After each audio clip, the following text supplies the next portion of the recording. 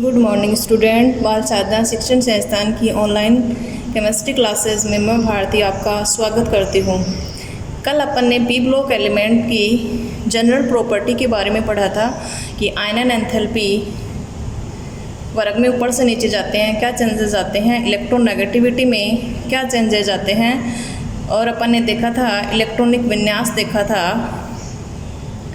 कि इनका इलेक्ट्रॉनिक विन्यास कैसे लिखा जाता है। ये जनरल प्रॉपर्टी अपन ने डिस्कस की थी।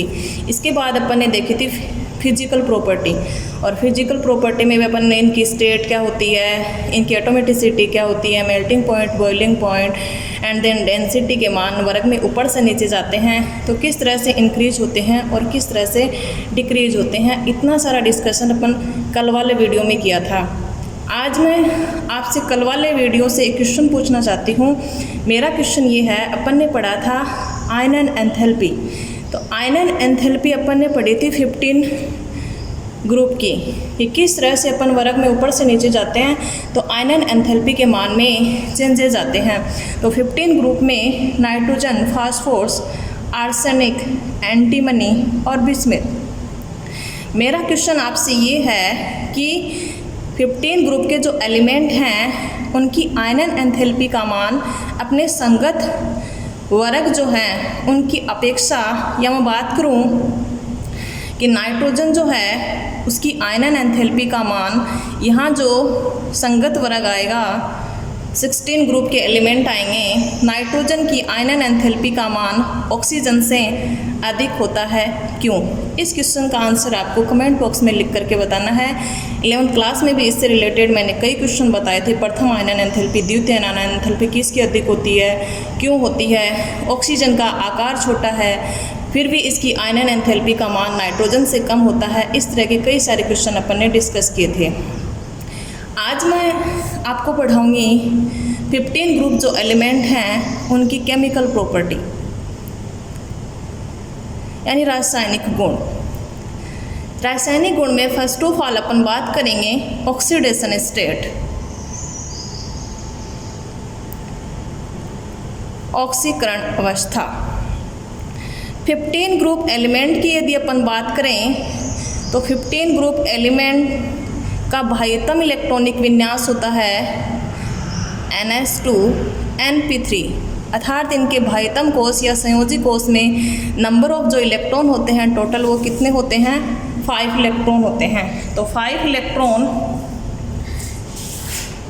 उपस्थित होने के कारण इनकी सामान्य ऑक्सीकरण की यदि अपन बात करें तो इनका सामान्य ऑक्सीकरण अंक होता है +3, -3 और +5 होता है। यानी इलेक्ट्रॉन ग्रहण करके या त्याग करके ये अपना अष्टक क्या करते हैं, पूर्ण पूरित करते हैं। अब वर्ग में ऊपर से नीचे जाने पर कौन सा ऑक्सीकरण अंक ज़्यादा स्थायी होगा, कौन सा ऑक्सीकरण अंक कम स्थायी होगा, ज़्यादा स्थायी होगा तो वो क्यों होगा, कम स्थायी होगा तो वो क्यों होगा, इसकी चर्चा अपन करते हैं। जैसे देखिए 15 वर्ग में जब अपन ऊपर से नीचे जाते हैं तो +3 ऑक्सीकरण अंक जो है उसका स्थायित्व बढ़ता है। ये स्थायित्व क्यों बढ़ता है? इस स्थायित्व का कारण है अक्रिय युग्म प्रभाव, इनर्ट पेयर इफेक्ट। अक्रिय युग्म प्रभाव, अक्रिय युग्म प्रभाव क्या होता है, यानी इनका अंतिम इलेक्ट्रॉनिक विन्यास NH2NP3, आंतरिक कोश के इलेक्ट्रॉन ये जो हैं इससे पहले 5D में भी आते हैं, कईयों में 4F में भी आते हैं, 4D में भी आते हैं, 3D में भी आते हैं। उसके साथ साथ में S के इलेक्ट्रॉन जो हैं ये भी बंधन की प्रक्रिया में भाग नहीं लेते हैं। तो इस कारण वर्ग में ऊपर से नीचे जाने पर केवल P के जो इलेक्ट्रॉन हैं, 3 इलेक्ट्रॉन हैं, इनका निष्कासन किया जाता है। इन 3 इलेक्ट्रॉन के निष्कासन के कारण ऑक्सीकरण अंक क्या स्थायी हो जाता है, +3। और अक्रिय युग्म प्रभाव किसे कहते हैं, इसकी डेफिनेशन, इससे रिलेटेड क्वेश्चन मैंने आपको पी ब्लॉक एलिमेंट के स्टार्टिंग में 11th क्लास में आपको बताए थे। तो अब अपन बात करते हैं, यानी ऊपर से नीचे जाते हैं तो +3 ऑक्सीकरण अंक स्थायी क्यों होता है? इसका कारण है अक्रिय युग्म प्रभाव, यानी अक्रिय युग्म प्रभाव के कारण बिस्मथ जो है उसका +3 ऑक्सीकरण अंक ज़्यादा स्थायी होता है +5 ऑक्सीकरण अंक की अपेक्षा, क्योंकि अंतिम इलेक्ट्रॉनिक विन्यास जो होता है उसमें S के इलेक्ट्रॉन जो है वो बंध बनाने की प्रक्रिया में भाग नहीं लेते हैं। कारण है अकरीय युग्म प्रभाव, केवल P के इलेक्ट्रॉन बंध बनाने की प्रक्रिया में भाग लेते हैं, अर्थात यही निष्कासित किए जाने के कारण बिस्मथ का +3 ऑक्सीकरण अंक ज़्यादा स्थायी होता है न कि +5। अब अपन बात करें वर्ग में ऊपर से नीचे जाने पर +5 ऑक्सीकरण अंक स्थायी क्यों नहीं होता, यानी S जो कि एक पूर्णपूरित अवस्था में है, तो पूर्णपूरित अवस्था में होने के कारण इसके द्वारा इलेक्ट्रॉन नहीं दिए जाते, ये बंध बनाने की प्रक्रिया में भाग नहीं लेते हैं, इन पर प्रभावी नाभिक की आवेश अधिक होता है, तो इस कारण ये इलेक्ट्रॉन नहीं दिए जाने के कारण इनका +5 ऑक्सीकरण अंक संभव नहीं है।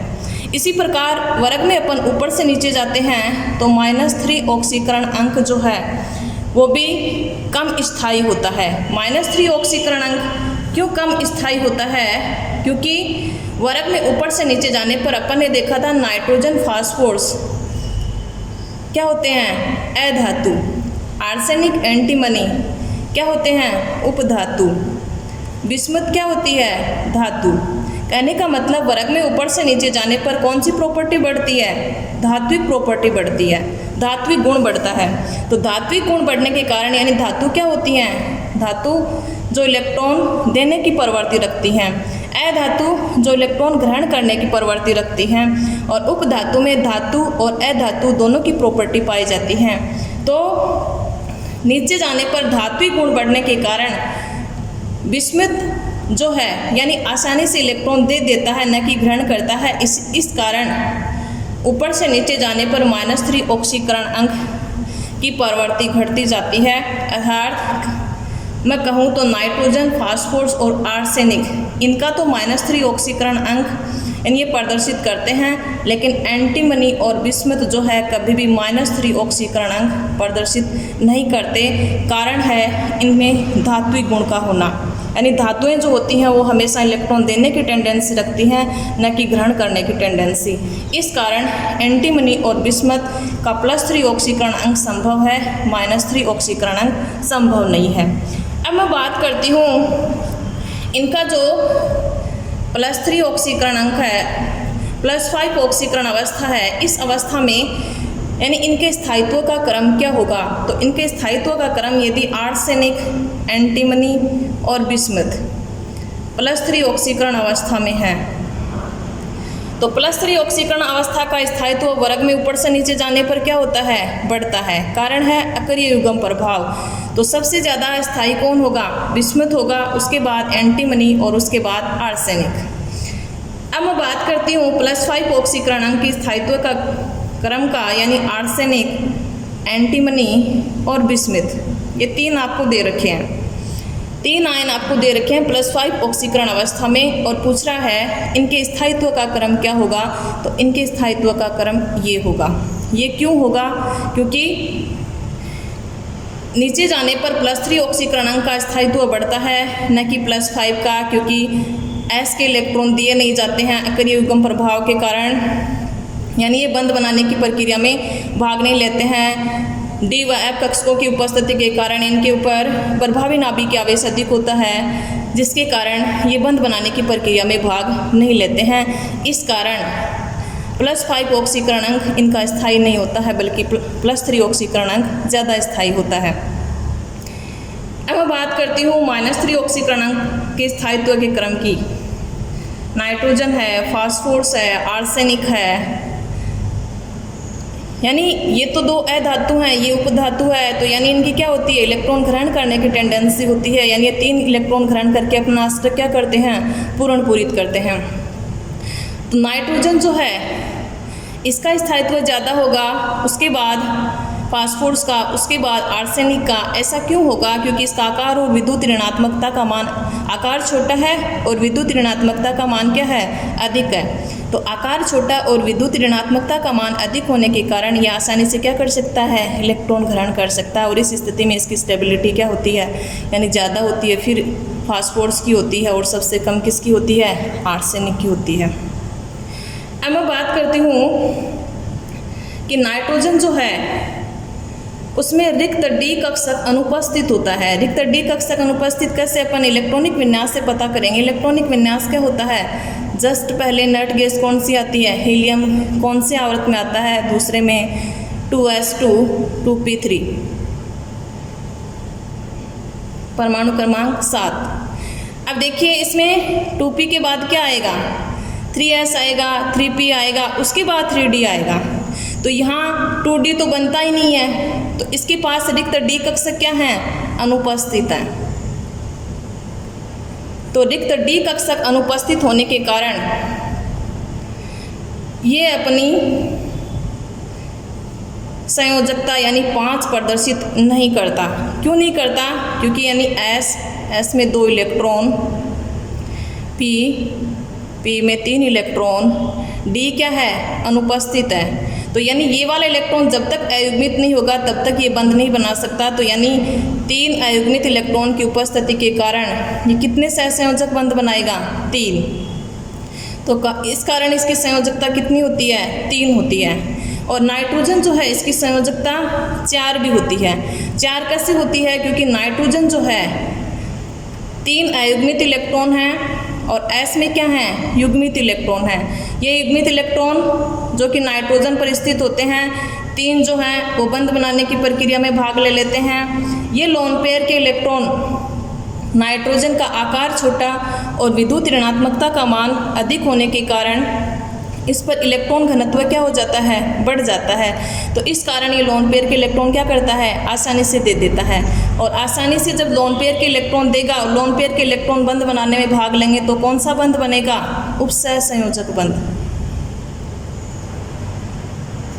और उपसह संयोजक बंध बनाकर ये अपनी सह संयोजकता कितनी कर लेता है, 4 कर लेता है। यानी 3 से 1 ये 4। जैसे अमोनियम आयन NH4+, इसमें इसकी सह संयोजकता कितनी होती है, 4 होती है। कैसे कि नाइट्रोजन, इसके ऊपर बाह्यतम कोश में 5 इलेक्ट्रॉन, ये लोन पेयर के इलेक्ट्रॉन हो गए, ये H3, ये अमोनिया हो गया NH3, लेकिन NH4+ आयन के रूप में है, H+ इसके साथ। तो H+ को क्या करेगा, ये लोन पेयर के इलेक्ट्रॉन देगा, ये इसके साथ बॉन्ड बना लेगा। तो इस स्थिति में किसका फॉर्मेशन हो जाएगा, अमोनियम आयन का फॉर्मेशन हो जाएगा। जबकि अन्य जो तत्व हैं, फास्फोरस है, आर्सेनिक है, एंटीमनी है, बिस्मथ है, ये अपनी सह संयोजकता जो है वो +5 तक प्रदर्शित, यानी 5 प्रदर्शित करते हैं। इनकी सह संयोजकता 5 होती है, क्योंकि इनमें क्या उपस्थित होता है, रिक्त डी कक्षक उपस्थित होता है। तो रिक्त डी कक्षक उपस्थित होने के कारण इनका s कक्षक का, जिसमें कि 2 इलेक्ट्रॉन होते हैं बाह्यतम, यानी संयोजी कोश का इलेक्ट्रॉनिक विन्यास s2p3। तो s के जो 2 इलेक्ट्रॉन हैं वो रिक्त d में चले जाते हैं, यानी रिक्त d में चला जाएगा ये वाला इलेक्ट्रॉन। तो कितने अयुग्मित इलेक्ट्रॉन हो गए, एक s का हो गया, 3 p के हो गए, एक ये d वाला हो गया। तो सह संयोजकता कितनी हो जाएगी, 5। यानी कितने बंध बना सकते हैं, ये 5 बंध बना सकते हैं। अब यहाँ से जो क्वेश्चन पूछा जाता है, क्वेश्चन ये पूछा जाता है, क्या कारण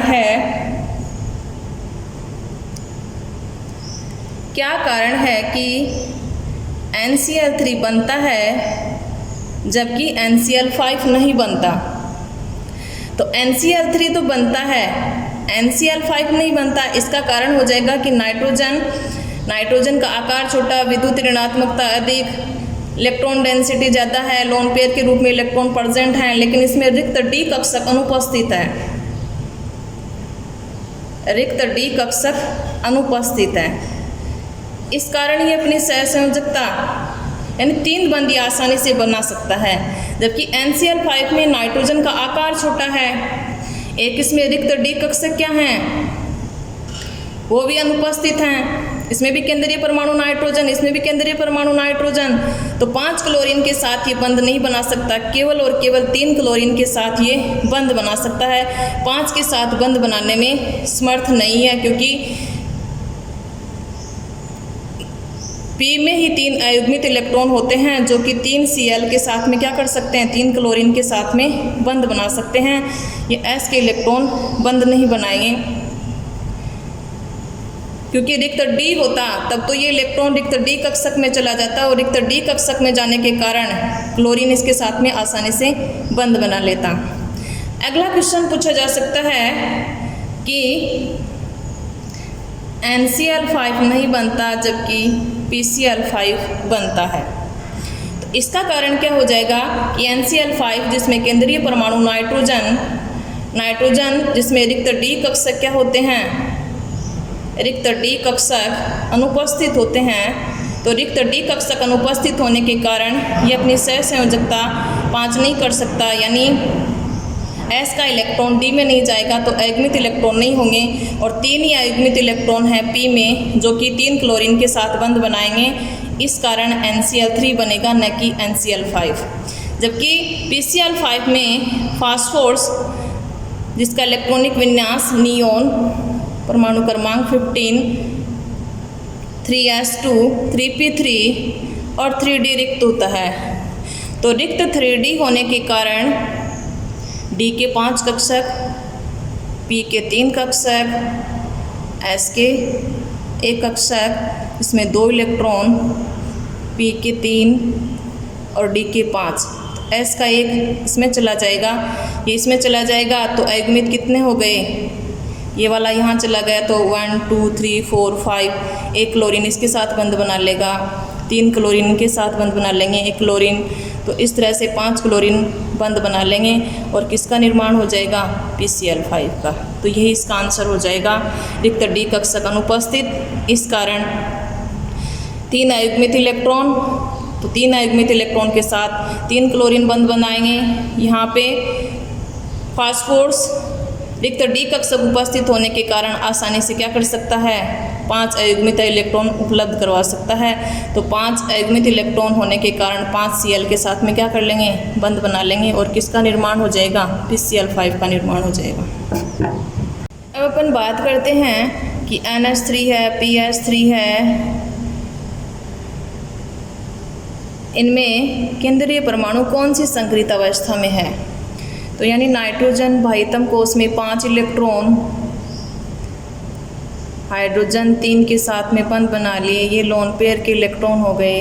केंद्रीय परमाणु में संकरण निकालेंगे तो फर्स्ट ऑफ ऑल अपन ज्ञात करेंगे संकरित कक्षकों की संख्या।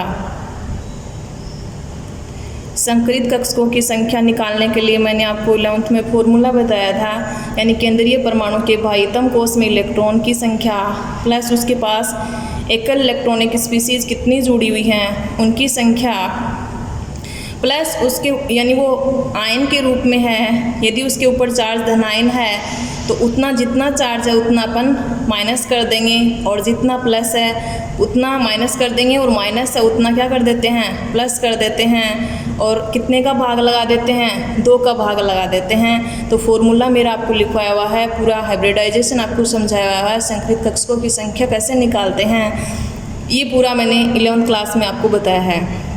तो यहाँ यदि मैं बात करूँ कि केंद्रीय परमाणु नाइट्रोजन में संकरण कौन सा आएगा, तो नाइट्रोजन भाइतम कोश में इलेक्ट्रॉन की संख्या कितनी है, 5। तो संकरित कक्षकों की संख्या निकालेंगे, भाइतम कोश में इलेक्ट्रॉन की संख्या है 5, एकल परमाणु जो हाइड्रोजन कितने जुड़े हुए हैं, 3,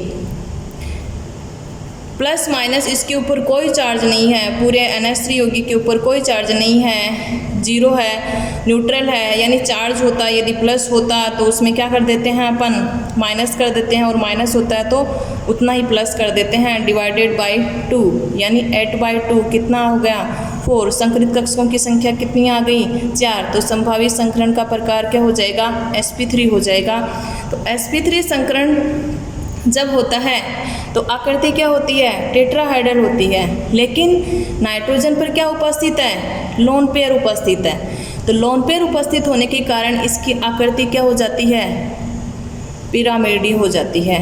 और बॉन्ड एंगल का मान sp3 हाइब्रिडाइजेशन जब होता है तो उस स्थिति में यानी 109 डिग्री 28 मिनट होता है, लेकिन लोन पेयर की उपस्थिति के कारण इसकी इस आकृति और बंद कोण के मान क्या हो जाते हैं, प्रभावित हो जाते हैं, यानी बंद कोण का मान घटकर कितना रह जाता है, 107 डिग्री, यानी कहने का मतलब 109 डिग्री 28 मिनट से कम होता है।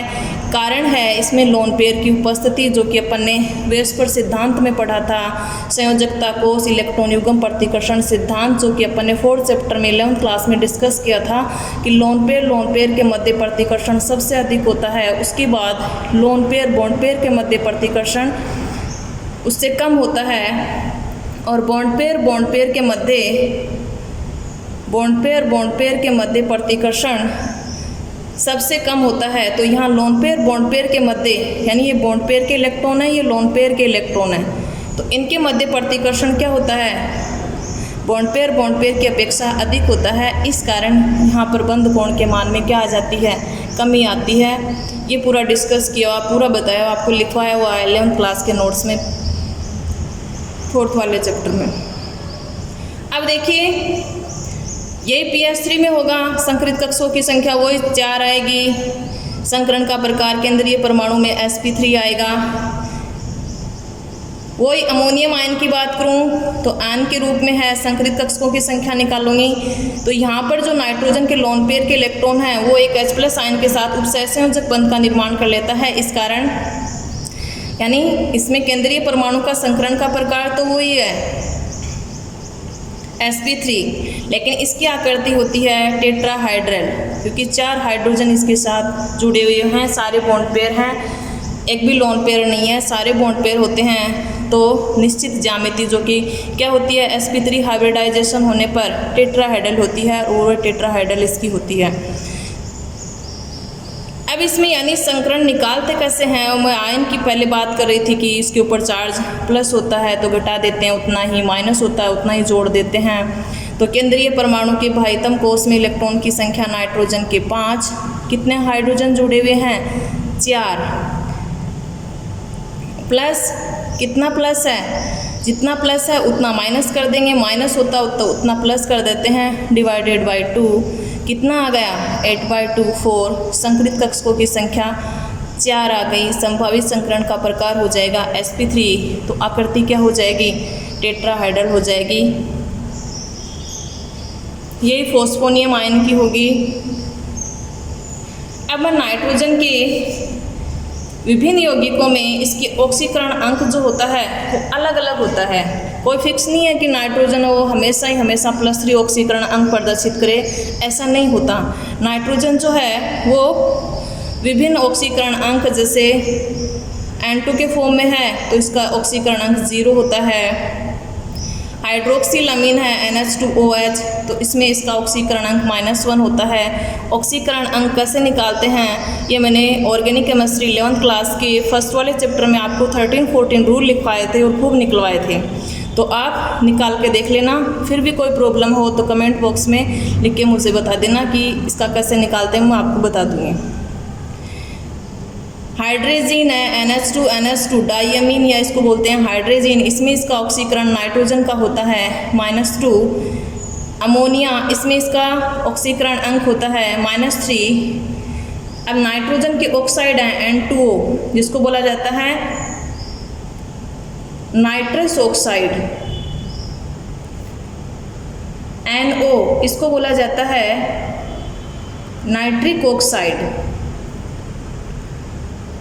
N2O3 die nitrogen trioxide, N2O4 die nitrogen tetroxide, N2O5 die nitrogen pentoxide.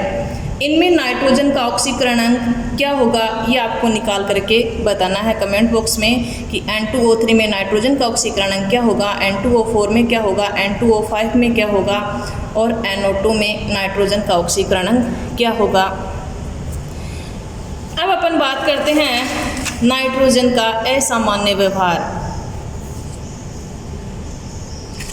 यानी नाइट्रोजन जो है अपने वर्ग के सदस्यों के साथ में कुछ असमानताएं दर्शाता है। वो असमानताएं क्या हैं, नाइट्रोजन का असामान्य व्यवहार। जिस तरह से अपन ने 11th क्लास में पढ़ा था 13 ग्रुप में बोरोन का असंगत व्यवहार, 14 में पढ़ा था कार्बन का असंगत व्यवहार की यानी बोरोन और कार्बन अपने वर्ग के तत्वों के साथ में कुछ असामान्यताएं प्रदर्शित करते हैं। वो असामान्यताएं कौन सी थी? 5 मैंने असामान्यताएं आपको बताई थी, समझाई थी। उसी प्रकार 15 वर्ग में पहले आता है नाइट्रोजन, और नाइट्रोजन जो है वो अपने वर्ग के सदस्यों के साथ कुछ असमानताएं दर्शाता है, जिसमें पहली असमानता है कि नाइट्रोजन जो है उसका आकार अपने वर्ग के अन्य सदस्यों की अपेक्षा क्या होता है? छोटा होता है। इलेक्ट्रोनेगेटिविटी की बात करूँ, विद्युत ऋणात्मकता क्या होती है? अधिक होती है, जो कि कल ही पढ़ाई थी। आयनन एंथैल्पी की बात करूँ, आकार छोटा होने के कारण इसका मान क्या होता है? अधिक होता है, सबसे ज़्यादा होता है। यानी उच्च आयनन एंथैल्पी होती है, उच्च विद्युत ऋणात्मकता होती है, आकार छोटा होता है। तो ये तो अन्य के साथ में एक अभी भी बात की है। डी कक्षक क्या होते हैं? अनुपस्थित होते हैं। डी कक्षक अनुपस्थित होने के कारण यानी अधिकतम सहसंयोजकता तो 4 होती है, 4 बंध बना सकता है, लेकिन वैसे 3 बनाता है नॉर्मली यदि लोन पेयर के इलेक्ट्रॉन उपसहसंयोजक बंध नहीं बनाए तो। बाकी के जो हैं वो अधिकतम सहसंयोजकता +5 तक प्रदर्शित करते हैं, क्योंकि उनमें अधिकतर डी कक्षक उपस्थित होते हैं। अगली प्रॉपर्टी की यदि बात करूं कि नाइट्रोजन जो है उसकी आबंध ऊर्जा का मान सबसे अधिक होता है, जो कि लगभग होता है 941.4 किलो जूल प्रति मोल होता है। अगली प्रॉपर्टी की बात करूं असामान्य व्यवहार में, तो यानी नाइट्रोजन जो है वो द्विपरमाणु अणु के रूप में पाई जाती है, जबकि बाकी के जो तत्व हैं वो किस रूप में पाए जाते हैं? पॉलीएटॉमिक यानी बहुपरमाणु अणु के रूप में पाए जाते हैं। नाइट्रोजन जो है वो किस फॉर्म में पाई जाती है? गैसीय फॉर्म में पाई जाती है। बाकी के जो हैं वो किस फॉर्म में पाए जाते हैं? सॉलिड स्टेट में पाए जाते हैं। तो ये है नाइट्रोजन का असामान्य व्यवहार। अब अपन बात करते हैं हाइड्रोजन की प्रतिक्रियाशीलता की, यानी इसकी हाइड्रोजन के साथ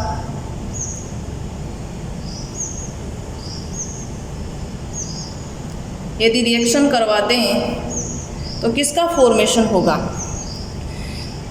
15 वर्ग के तत्वों की यदि हाइड्रोजन के साथ क्रिया करवा दें तो ये MS3 प्रकार के हाइड्राइड बनाते हैं। M का मतलब मेरा यहाँ है नाइट्रोजन है, चाहे फास्फोरस है, चाहे आर्सेनिक, एंटीमनी और बिस्मिथ। यानी नाइट्रोजन हाइड्रोजन के साथ क्रिया करेगा, अमोनिया बनाएगा।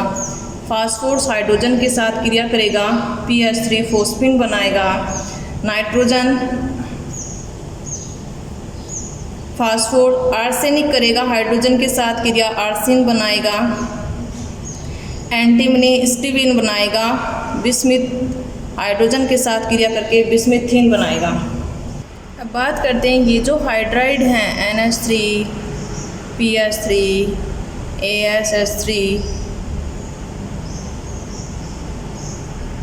SbH3, BiH3, इनके बंध कोण का मान, बॉन्ड एंगल का मान किसका ज़्यादा होगा और किसका कम होगा? तो यानी 15 वर्ग में nitrogen, phosphor, arsenic, antimony, bismuth वर्ग में जब अपन ऊपर से नीचे जाते हैं तो इस स्थिति में इलेक्ट्रोनेगेटिविटी के मान में क्या आती है? कमी आती है। इलेक्ट्रोनेगेटिविटी के मान में जब कमी आती है, जब केंद्रीय परमाणु यानी NH3 में केंद्रीय परमाणु नाइट्रोजन हो गया, PH3 में फास्फोरस हो गया, इसमें आर्सेनिक हो गया, एंटीमनी, बिस्मिथ, केंद्रीय परमाणु की इलेक्ट्रोनेगेटिविटी जब ज़्यादा होती है, जैसे मैं NH3 का एग्जाम्पल लूँ, नाइट्रोजन की इलेक्ट्रोनेगेटिविटी ज़्यादा है, तो ज़्यादा होने के कारण यानी इलेक्ट्रॉन घनत्व कहाँ ज़्यादा होगा? नाइट्रोजन के पास ज़्यादा होगा। ज़्यादा होने के कारण ये जो इलेक्ट्रॉन है इनके मध्य क्या लगेगा? रिपल्सन लगेगा, और रिपल्सन लगेगा तो बॉन्ड एंगल का मान क्या होगा? बढ़ेगा। इस कारण केंद्रीय परमाणु की जब विद्युत ऋणात्मकता दिए गए यौगिक हैं और उनमें आपको पूछ रहा है बॉन्ड एंगल का ऑर्डर क्या होगा, तो उस स्थिति में आपको देखना है वेरिएशन किस में है, केंद्रीय परमाणु की इलेक्ट्रोनेगेटिविटी में है या उससे जुड़ा हुआ जो परमाणु है उसकी इलेक्ट्रोनेगेटिविटी में वेरिएशन है। यदि केंद्रीय परमाणु की इलेक्ट्रोनेगेटिविटी डिफरेंट है, यानी यहाँ पर केंद्रीय परमाणु की इलेक्ट्रोनेगेटिविटी डिफरेंट है, ये तो सारे सेम है, तो केंद्रीय परमाणु की इलेक्ट्रोनेगेटिविटी जहाँ ज़्यादा होगी वहाँ बॉन्ड एंगल का मान ज़्यादा होगा, क्योंकि उसके पास में इलेक्ट्रॉन डेंसिटी ज़्यादा होने के कारण उस बंध के इलेक्ट्रॉन उसके पास अधिक होंगे, जिससे उनके मध्य क्या लगेगा, रिपल्सन फोर्स लगेगा और बॉन्ड एंगल का मान इंक्रीज हो जाएगा। इसी कारण NH3 में बॉन्ड एंगल का मान सबसे ज़्यादा होता है, उसके बाद PH3, उसके बाद ASH3, उसके बाद SbH3 और सबसे कम होता है BiH3। इस तरह का क्वेश्चन मैंने आपको करवाया भी था 11th क्लास में कि NH3 में बॉन्ड एंगल का मान अधिक होता है जबकि NF3 में कम होता है। इस तरह का क्वेश्चन मेरा करवाया हुआ है। और यदि केंद्रीय परमाणु की यदि इलेक्ट्रोनेगेटिविटी सेम है और उसके साथ जुड़ा हुआ जो परमाणु है उसकी इलेक्ट्रोनेगेटिविटी में वेरिएशन आता है, तो इस दौरान जुड़ा हुआ जो परमाणु है यदि उसकी इलेक्ट्रोनेगेटिविटी ज़्यादा है, यानी AB3 प्रकार का कोई यौगिक है, उसमें इसकी इलेक्ट्रोनेगेटिविटी यानी केंद्रीय परमाणु तो सेम है, उसके साथ जुड़ा हुआ जो परमाणु उसकी इलेक्ट्रोनेगेटिविटी यदि ज़्यादा है, तो उस स्थिति में बंध के इलेक्ट्रॉन कहाँ होंगे, ज़्यादा इलेक्ट्रोनेगेटिविटी वाले की तरफ, क्योंकि बंध के इलेक्ट्रॉन को अपनी तरफ आकर्षित करेगा जिसकी इलेक्ट्रोनेगेटिविटी ज़्यादा होगी। तो यहाँ इलेक्ट्रॉन डेंसिटी ज़्यादा है न कि यहाँ, तो यहाँ पास में होने के कारण रिपल्सन फोर्स ज़्यादा था, यहाँ रिपल्सन फोर्स इतना ज़्यादा नहीं लगता है। इस कारण बॉन्ड एंगल के मान में क्या आती है, कमी आती है, न कि वृद्धि होती है। जबकि केंद्रीय परमाणु की विद्युत ऋणात्मकता अधिक होने के कारण बॉन्ड एंगल में क्या आती है, इसका एग्जाम्पल हो जाएगा NF3, वृद्धि होती है। इसी कारण बॉन्ड एंगल का ऑर्डर ये होता है।